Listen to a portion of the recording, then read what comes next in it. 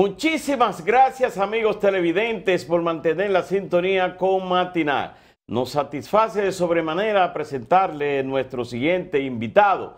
Se trata del dirigente político y abogado, miembro del Partido Revolucionario Moderno, Guido Gómez Mazara, a quien le damos la bienvenida en el día de hoy. Muchísimas gracias por tu participación, Guido. Gracias a ustedes por la invitación, esperando que la salud marche bien, porque es la principal preocupación. Yo pienso en el globo terráqueo.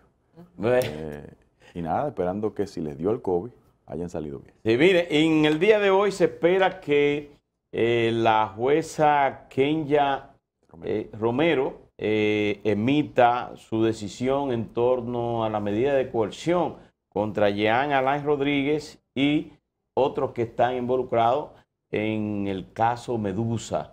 ¿Cuál tú crees que son las expectativas que se puedan esperar en torno a eso? Porque viste el juicio. Y a la mayoría de la gente se le olvida que la documentación la deposité yo. Tú la depositaste, por eso es. Bueno, vamos por parte. Yo pienso que cada vez que uno tiene este tipo de oportunidad, uno va a hacer como un ejercicio de educación jurídica al respecto. Miren, lo que pasa en este país, la medida de coerción es una medida de excepción que fue incorporada al ordenamiento penal dominicano procesal fundamentalmente en el año 2002. O sea, del año 1884 hasta la fecha, todos los ordenamientos procesales tenían reglas. Lo que hace el actual es modificar y garantizar ese concepto de justicia garantista para todos los imputados. ¿Qué pasa con esto? Que es una medida rápida. El Ministerio Público depositó el día 30 una acusación con 295 páginas y 5.800 pruebas. Hoy estamos a 13, ¿verdad? Es evidente que los abogados de la defensa escribieron como argumento muy justo que le dieran un plazo. Pero la medida de coerción es una medida rápida, que lo que prevalecen son los indicios, nunca las pruebas. Y lo que el juez, en este caso la magistrada, tiene que determinar tres elementos fundamentales. ¿Hay peligro de fuga? Que lo determine ella. ¿Hay peligro de fuga? Yo estoy convencido que sí. Bueno. ¿Hay posibilidad de que se destruyan pruebas? Yo creo que sí.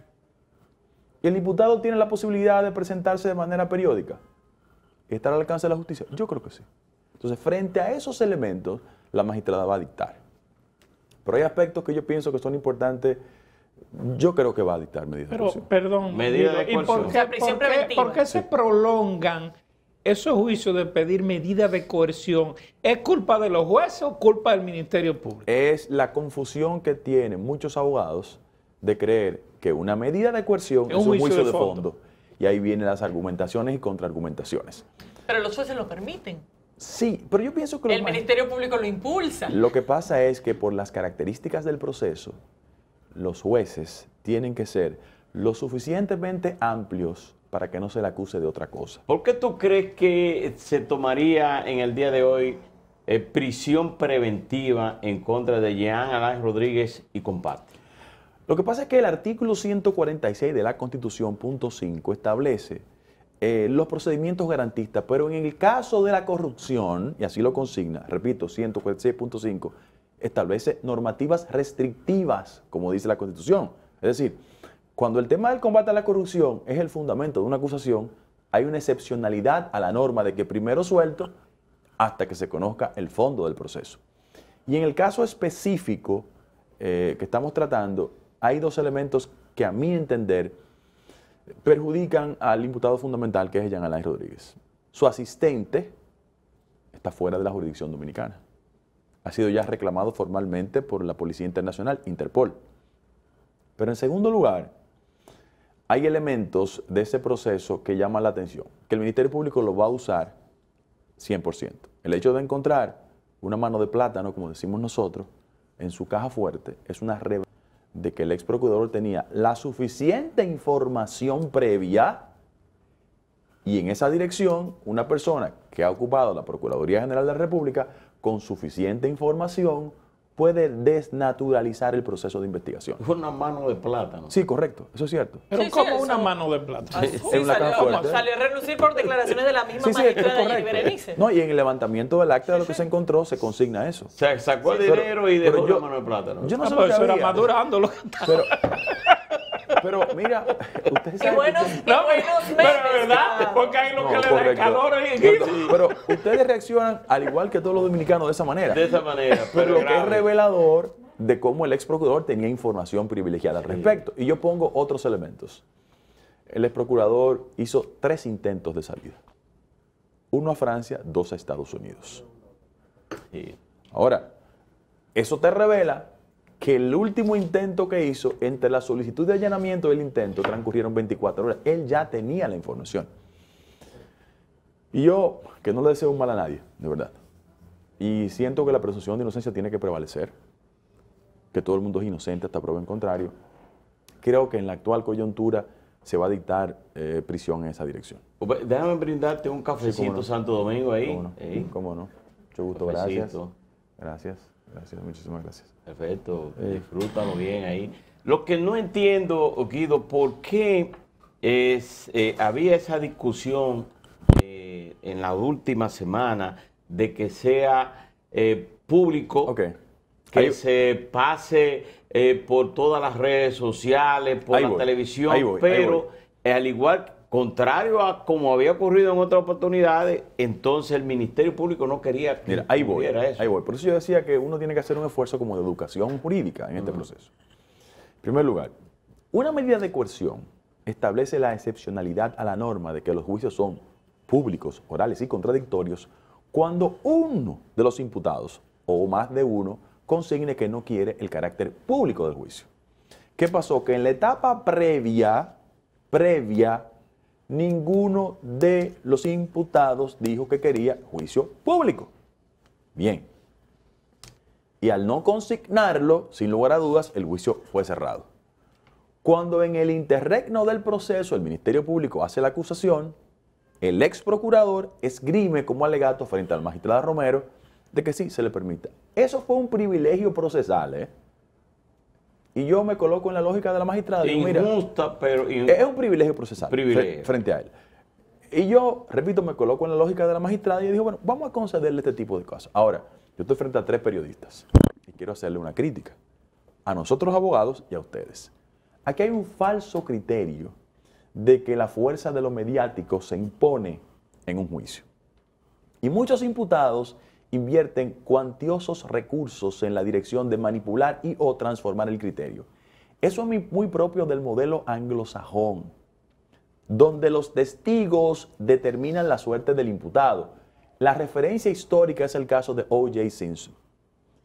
Sus abogados, por la fuerza y las características del proceso del common law, manipulaban y llevaron hasta un carácter racial a un conflicto. Ahora, el modelo dominicano es totalmente diferente. Si no, pregúntenle a los amigos de Odebrecht, que muchos de ellos han entendido que la inversión mediática puede transformar. Están imputados todavía.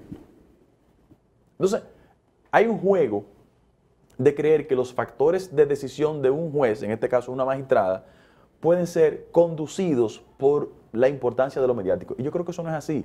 Al final de la jornada, es en la jurisdicción de juicio que se determina la responsabilidad o no. Claro está, esto es un mundo mediático. Fíjese que el ex procurador tiene hasta una estructura en las redes de comunicación y lo dijo de manera pública. Delego en mi cuerpo de abogados eso. Ahora, hay aspectos de la acusación que valen la pena recordar.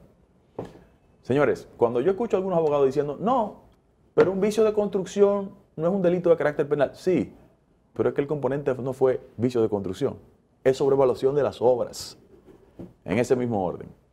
Yo no sé cuán familiarizados están ustedes con el plan de humanización, que es un plan correcto. Yo vengo de una tradición de cárcel, o sea, mi familia, yo soy de niño lo que está en la cárcel. Y había a mi mamá la Victoria, mi papá preso, y yo creo que el concepto estuvo correcto. Los fondos se recibían vía Embraer, por las sanciones, vía Odebrecht y los fondos ordinarios de Procuraduría. Ahora, lo que estamos discutiendo es si en los lotes de alimentación, ustedes son mejores que yo en matemáticas, eran 10 lotes de 100 millones de pesos para cubrir 52 cárceles en la República Dominicana. El cálculo que se ha hecho es que había un excedente entre 35 y 40 millones de pesos en cada lote. Multipliquen eso por 10. En el punto más bajo de 35 de excedente da 350 millones de pesos. Y en el caso, por ejemplo, de las compras que lo escribió el Ministerio Público, ustedes saben que hoy, parte de los equipos comprados, 400 millones de pesos en equipos, no han llegado. Hoy no han llegado. Se pagaron hace un año. Es decir, hay elementos que llaman la atención y que sin lugar a dudas serán parte del juicio de fondo, no de esta medida. Mi convicción es que el ex procurador es una persona que tiene la habilidad, la inteligencia, el sentido común para entender el curso de un dictamen que es previsible. Reitero, yo no me siento alegre por esto.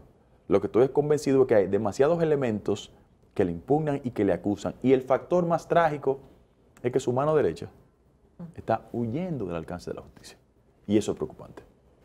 Guido, ya veremos a las 3 de la tarde qué va a pasar con esta medida de coerción. A nivel político, las cosas han estado caldeadas a propósito de la decisión del Tribunal Superior Electoral que fue luego aplicada por la Junta Central Electoral, a pesar de que el PLD había anunciado que lo iban a recurrir ante la Suprema Corte de Justicia. ¿Cuál es tu opinión de lo que está pasando ahí desde el punto de vista jurídico y también la lectura política que tienes de este tema? Perfecto, con mucho gusto. Yo soy una persona respetuosa de las decisiones de la justicia. En este sentido, el Tribunal Superior Administrativo dictó. El PLD tiene todo el derecho de recurrirla, pero ya la Junta Central Electoral admitió tanto a la Fuerza del Pueblo como el Partido Revolucionario Dominicano como partidos mayoritarios. Y eso implica un flujo de recursos hacia esos partidos para el desarrollo de sus actividades normales. Lo político. Eso sin lugar a dudas, en el caso del PLD, hay razones para la impugnación porque muchos de ellos sienten que la posibilidad de crecimiento de la Fuerza del Pueblo es en función de los niveles de deterioro del PLD, y así se expresa, es un trasiego. Fue el fenómeno PRD-PRM, es lo mismo. Y por eso ellos hacen el esfuerzo de impugnación en los tribunales y las críticas de carácter político. En el caso del partido en que yo milité por muchos años, mira, a Miguel Vargas le pueden poner el Fondo Monetario Internacional y no hay posibilidad de crecimiento, porque el concepto de marca partido ha sido afectado. Las últimas encuestas que yo vi tienen, qué sé yo, 1 punto y tanto %. Y frente a eso, yo le deseo la mejor suerte, de verdad, a ambos partidos. En el caso específico de lo que pasa con la clase política, el sistema de partidos, yo auguro de que quizás estos procesos van a conducir a que todos repensemos la forma de hacer la política, porque poco importan los recursos que se reciba. Hay una ciudadanía despierta, con sentido crítico, que espera mucho más de los partidos, y si no actuamos en consonancia, la gente nos cambia. El mensaje directo es para el partido de gobierno, mi partido, el PRM, que siento y aplaudo las iniciativas que hace, por ejemplo, parte de la dirección del partido, de comenzar a visitar. Yo voy, por ejemplo, este domingo me toca a las 10 de la mañana en el Club El Brizal, una charla que se llama Partido, Gobierno y Sociedad, en la que uno tiene que hacer un esfuerzo de conversar, porque es cierto que los compañeros necesitan tener un espacio de participación. Pero hay elementos que hay que explicarle a la dirección media y a la base del partido para que tengan las herramientas y defiendan la organización. La sociedad dominicana de hoy en día, las lealtades desde el punto de vista electoral no son eternas. Se pueden cambiar. Y la gran lesión tenemos que verla en el espejo de lo que ha pasado con el PLD. Un partido hegemónico por 16 años, que se emborrachó en el poder, que perdió la perspectiva. Inclusive yo lo doy como consejo, los documentos que uno ve respecto de excesos administrativos te llegan a la conclusión de que nunca pensaron irse del poder, porque en el caso de Procuraduría, que es la operación Medusa, ¿cómo se le llama? Yo pienso que es insólito repartir desde un movimiento de renovación en el local de la Procuraduría dinero para actividades políticas. Si tú dices, no, pero aquí las cosas no andaban bien.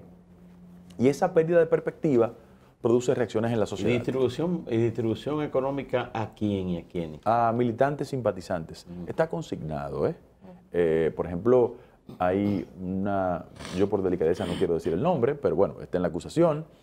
Hay una confesión de una distinguida dama, no la conozco, apellido Medina Sánchez, no tiene vínculos con el expresidente de la República, donde ella explica cuál era el procedimiento en el que se recibía formalmente, entre comillas, en el almacén, productos y nunca llegaban.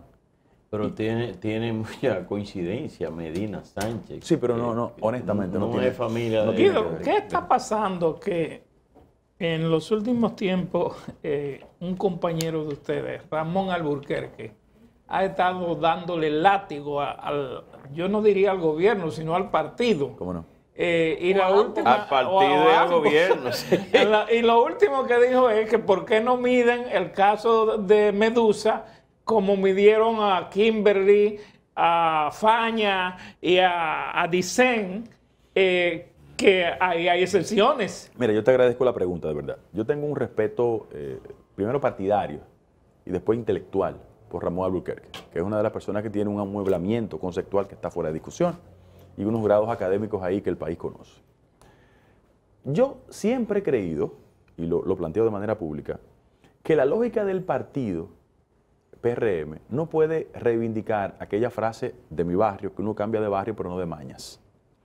Y la sociedad tiene un nivel de observación respecto al comportamiento de nosotros en el siguiente sentido. Si dejaron la casa vieja, por el amor de Dios, no reproduzcan los viejos vicios de aquella casa. ¿Y qué hacíamos nosotros? Todos. Que entendíamos que la vocación fratricida, con que se ejercitaban las contradicciones internas, daba material natural a los enemigos del partido para denostar, corroer y dificultar nuestra permanencia en el poder. En ese orden.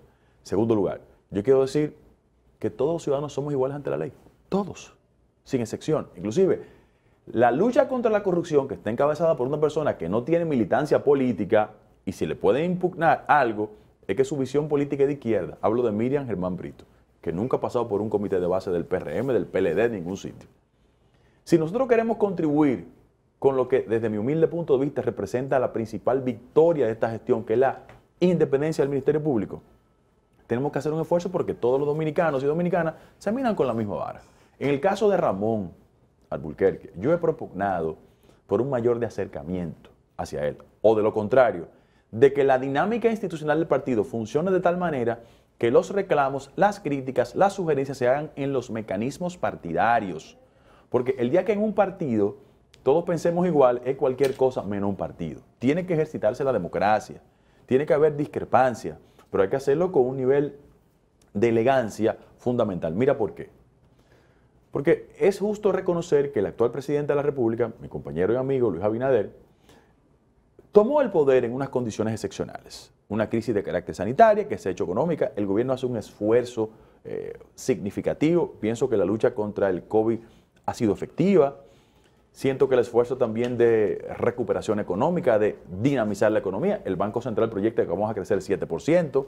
El desafío es que se crezca con mayor nivel de igualdad, con mayor nivel de distribución. Pero yo aspiro a que sin renunciar al espíritu de discrepancia podamos tener puntos de entendimiento con cualquier compañero sin importar su jerarquía. Y en el caso de la justicia, a todos iguales. Bueno, Guido, gracias por haber estado con nosotros. Dejo el compromiso con producción de que vuelvas pronto, porque recientemente se conmemoraron los 50 años del asesinato de tu padre. Sí, claro. A raíz de la publicación Hay un libro. de un libro, Morir en Bruselas. Sí. Amerita que tengamos una Claro, larga conversación un poquito más adelante en ese espíritu de educar que tú transmitiste al principio En de la 2 o entrevista. 3 semanas. Claro, con mucho gusto. podemos venir. Así es. Gracias a Gracias, ustedes. Guido, por haber estado con nosotros. Y feliz señores. resto del día. Despedimos Igual. la entrega. Gracias por la sintonía. Nos vemos mañana.